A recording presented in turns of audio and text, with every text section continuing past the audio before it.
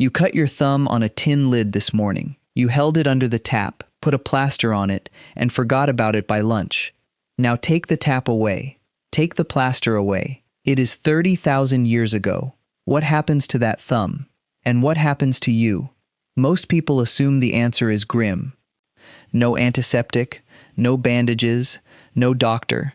So presumably you get an infection, and that is the end of a short, unpleasant life. It is a reasonable guess. It is also almost completely wrong, and the reason it is wrong is the most interesting thing in this entire subject. Because here is what nobody tells you about healing. Ancient humans did not heal wounds. Neither do modern doctors. Nobody has ever healed a wound. The wound heals itself, and it does so through a process so old and so automatic that it was running long before there were humans to be impressed by it. What changes across history is only this: how well we manage to stay out of its way. So the real question is not what ancient people put on a cut. The real question is what they had to do so that their own body could finish the job. And the answer to that turns out to be the single most human thing in this video. Let's go. Start with what actually happens, because everything else depends on it. The instant you break your skin, a sequence begins that nobody has to think about. Within seconds, platelets arrive at the tear and stick to the exposed edges, and a mesh of a protein called fibrin begins assembling across the gap, like scaffolding thrown up over a hole. That is the clot.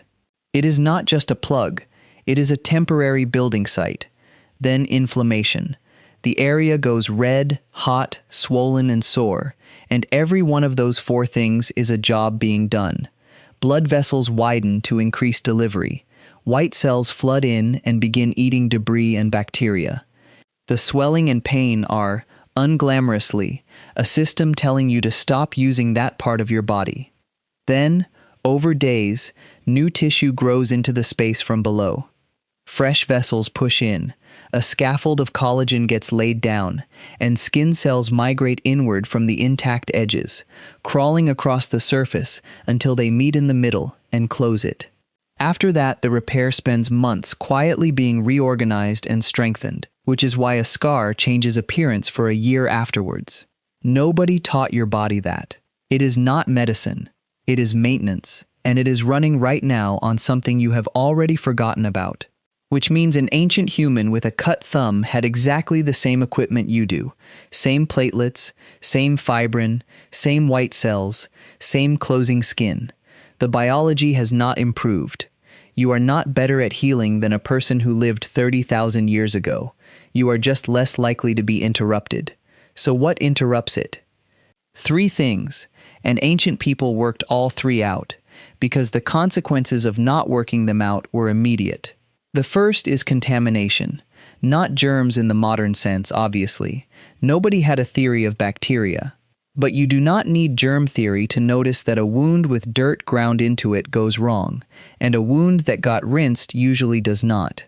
That is a pattern any observant group of people will pick up within a generation, and there is a very long human history of washing wounds with water, with seawater, with urine in some cultures, and with whatever else was reliably to hand. I want to be careful here, because this is where popular history starts inventing things. Rinsing is not sterilizing. Ancient wound care did not produce clean wounds in the sense a modern surgeon means. What it did was reduce the load, and reducing the load is often enough, because the body can handle a small invasion and cannot handle an overwhelming one. That is the whole game, not elimination, reduction. The second interruption is being left open. An open wound loses fluid, dries out, and stays a doorway.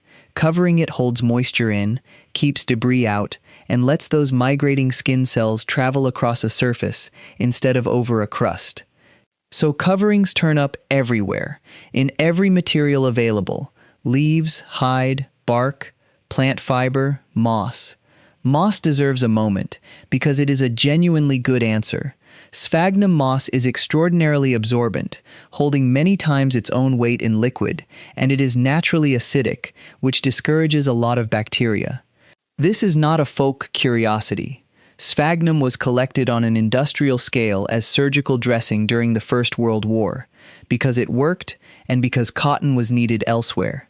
A material ancient people had every reason to notice was still being packed into wounds in 1917. The third interruption is movement. A closing wound that keeps getting pulled open cannot finish. Splinting and binding are ancient, universal, and about as low-tech as an intervention gets, and they matter enormously for broken bones, where the entire treatment is essentially holding two pieces still long enough for the body to weld them. Rinse it, cover it, keep it still. That is the core of it, and it has barely changed. The plaster on your thumb this morning did those three things and nothing else. It did not heal anything. Now, before the materials, the thing that actually did the killing, it was almost never the wound. A cut, even a bad one, is a mechanical problem, and the body is good at mechanical problems. What killed people was what came in through the opening afterwards. Two things in particular: infection that spreads into the blood and shuts the body down, which we now call sepsis, kills fast, and it kills people who look like they are recovering. And tetanus, which lives in soil and manure and gets in through exactly the kind of dirty puncture that farming, butchery, and barefoot life produce constantly. Tetanus is a genuinely horrible way to die, and there was no answer to it whatsoever until modern times. And here is where I have to point out something uncomfortable about the evidence, because it changes how you should read everything else in this video. Bone records infection only when infection reaches bone, and the person lives long enough for the bone to react. A wound that turned septic and killed somebody in 9 days leaves nothing on the skeleton at all, which means every single case I am about to describe, every healed fracture, and every survived amputation comes from a sample that has been quietly filtered. We are looking almost exclusively at the people it worked for. I am not saying that undermines the picture. Healed trauma is genuinely everywhere, and that is a real finding. But we cannot see the failures, and any honest account of ancient healing has to admit that the record is shaped like a success story because the failures are invisible. Now the materials, because this is the part everyone wants, and it is also where I have to separate what is real from what is repeated. Honey is real. Honey is genuinely, chemically hostile to bacteria, and for several reasons at once. It is so concentrated in sugar that it pulls water out of microbial cells. It is acidic. And many honeys contain an enzyme that slowly produces small amounts of hydrogen peroxide. This is not folklore that turned out to be charming. Medical-grade honey dressings are manufactured and used in hospitals today. Honey appears in the earliest written medical documents we have, and it almost certainly appeared in unwritten practice long before that. Maggots are also real, which people find harder to accept. Certain fly larvae eat dead tissue and leave living tissue alone, which is exactly what you want when a wound has gone bad and needs debriding. There are historical military accounts of surgeons noticing that infested wounds sometimes did better than clean-looking ones. Maggot debridement therapy is a cleared medical treatment now. It is not a joke, and it is not medieval superstition. Resins and pitch also make sense. Tree resin is sticky, seals a surface, and many resins have real antimicrobial activity, which is unsurprising given that the tree is producing them to defend its own injuries. And when writing finally shows up, it confirms the list rather than replacing it. The Edwin Smith Papyrus, an Egyptian document from around 3,500 years ago, works through injuries case by case with a startlingly practical tone, and its wound treatments involve closing the edges, dressing them, and honey. Not incantations. Honey and closure and a considered opinion about whether the case is treatable. That is worth noticing. The oldest surgical text we have is not the beginning of wound care. It is a snapshot of something already mature, written down by people who inherited it. Now the ones I am less sure about, and I would rather tell you that than pretend. Cobwebs. You will find the claim everywhere that ancient people packed wounds with spider silk because it is antibacterial and promotes clotting. Silk is a remarkable material, and there is laboratory work on it. What there is not is good evidence that this was a widespread effective practice, and a wad of dusty web from a cave wall is bringing plenty of other things with it. Treat that one as folklore until somebody shows otherwise. Willow bark is a more interesting case. Willow contains salicin, which the body converts into a compound closely related to aspirin, and willow preparations for pain and fever are genuinely documented in the ancient written record. What gets overclaimed is the leap backwards from that to confident statements about what people were doing tens of thousands of years earlier. Plants do not fossilize helpfully. We are usually inferring, which brings us to the most famous example, and a good honesty test. Ötzi, the frozen man from the Alps, was carrying pieces of a birch fungus when he died, and you will very often see this reported as proof of a prehistoric medicine kit, particularly since he had intestinal parasites.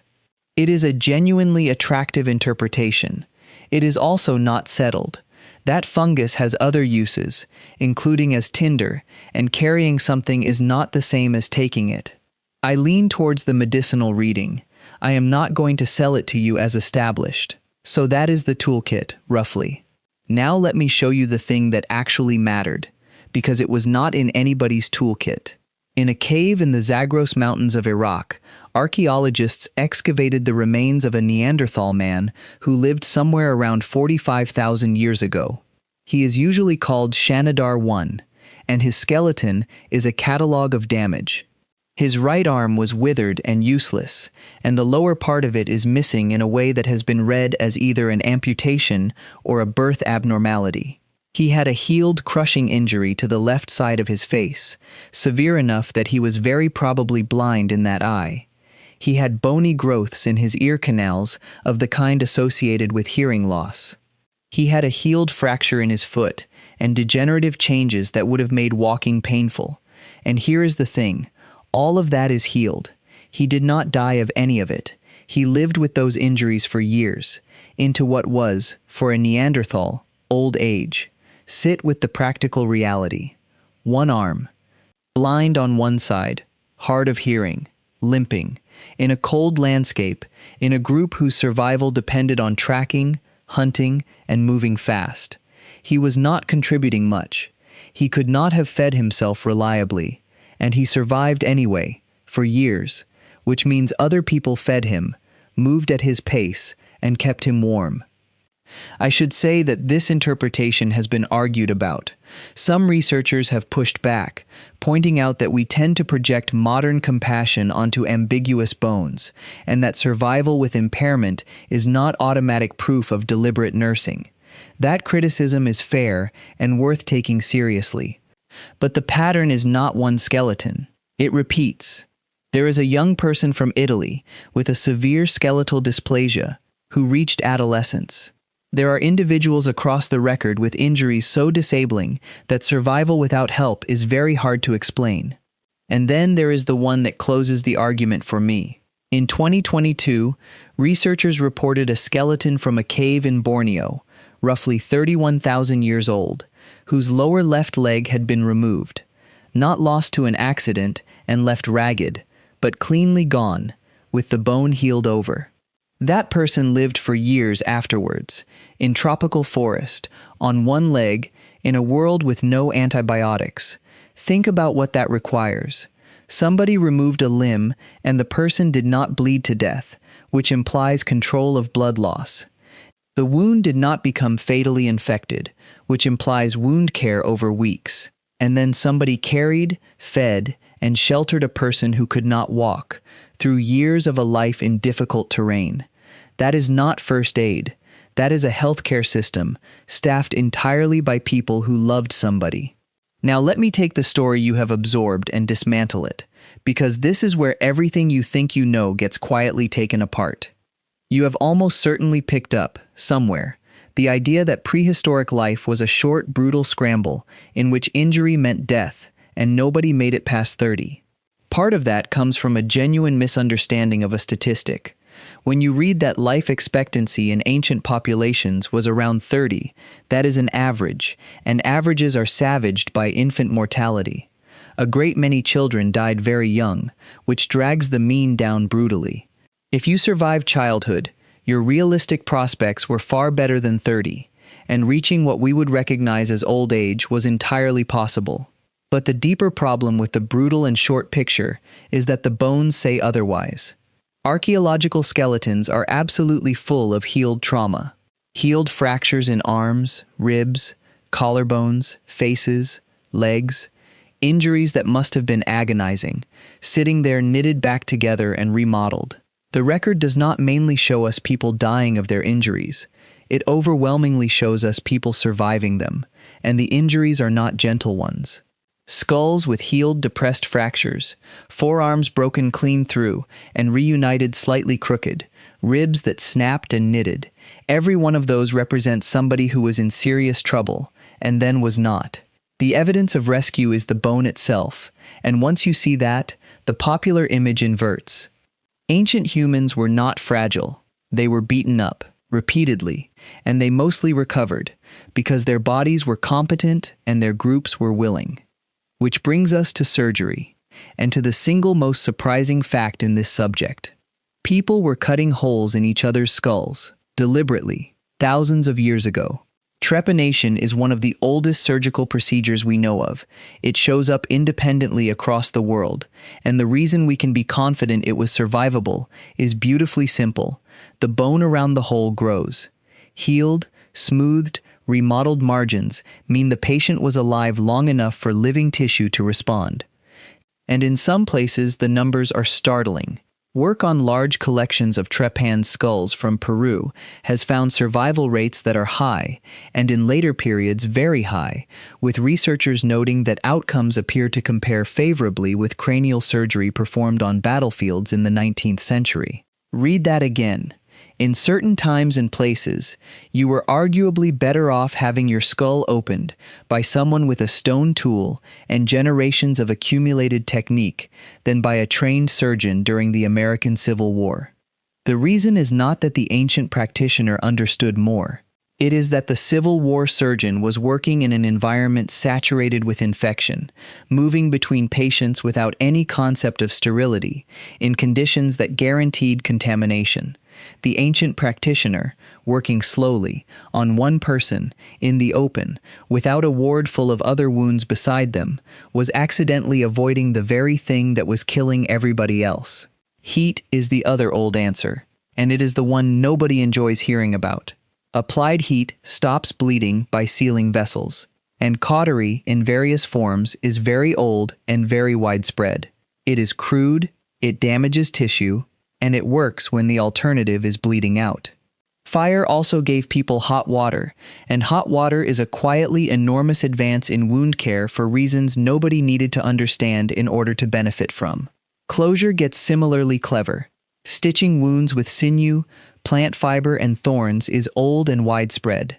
And in South America and parts of Asia, there are documented practices of using large ants or beetles as living clamps, bringing the insect to the wound so its mandibles grip both edges together, then removing the body and leaving the head in place as a staple. It sounds like an invention. It is recorded ethnography. So the picture is not primitive helplessness. It is a large, varied, and often genuinely effective body of knowledge, built by trial and error over an enormous span of time, and passed on. But I want to come back to the leg in Borneo, because there is one more layer, and it is the one that reframes everything.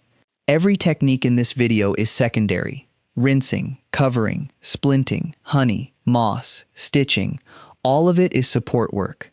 The actual repair is done by the body, and the body needs one thing above all others to finish the job, and it is the one thing no material can supply: time. Healing takes time in which you are not productive. A broken leg is 6 weeks of being unable to walk. A serious wound is weeks of fever, weakness, and reduced use of your body. And here is the brutal arithmetic that applies to every other animal on this planet. If you are injured badly enough that you cannot feed yourself, you die. Not from the wound, from the interval. That is the real reason injury kills wild animals. Not the damage, the downtime. Humans broke that rule. Somewhere in our history, we became an animal that could afford to be temporarily useless. You could be fed by people who were not you. You could be carried. You could occupy space in a group and consume resources and return nothing at all for weeks and still be kept. That is the invention, not the poultice, the permission. And I want to be precise about how unusual it is, because animals are not entirely without care. Some primates groom each other's injuries. Injured wild chimpanzees do sometimes survive serious damage. There are elephants and dolphins that have been observed supporting an ailing individual. So this is a difference of degree, not a clean line. But the degree is enormous. Nothing else reliably delivers food to an adult who cannot move, for weeks, repeatedly, as a normal expectation rather than an exceptional event.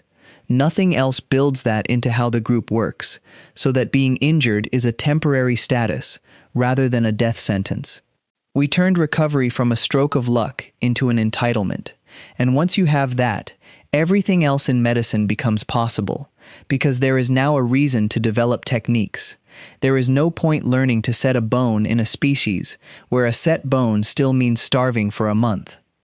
Care only pays off if somebody is going to be there for the month. Let's bring all of this together, because the shape of it is the answer. Ancient humans healed wounds the way we still do. They rinsed them, covered them, held them still, and then they waited, while a 500-million-year-old repair process did the work.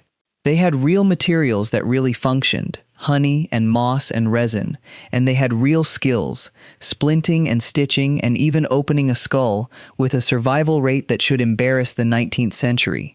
But none of that was the decisive thing. The decisive thing was that when somebody could not walk, somebody else brought food. When somebody could not hunt, the group absorbed the loss. When somebody had one arm and one eye, they were still there years later, eating, sitting by a fire, being carried when the group moved. The first medical technology was not a plant. It was other people deciding you were worth the delay. So go back to your thumb. Look at what actually happened this morning. You rinsed it, you covered it, you kept it still, and then you completely ignored it, while your own tissue rebuilt itself without asking your permission. The plaster contributed almost nothing. Your body did all of it, exactly as it would have done 30,000 years ago. The only real difference is that you never had to ask anyone to carry you. You never had to find out whether the people around you would have absorbed the cost of you being useless for a while. Somebody, a very long time ago, did have to find that out. And they got an answer, or you would not be here to cut your thumb.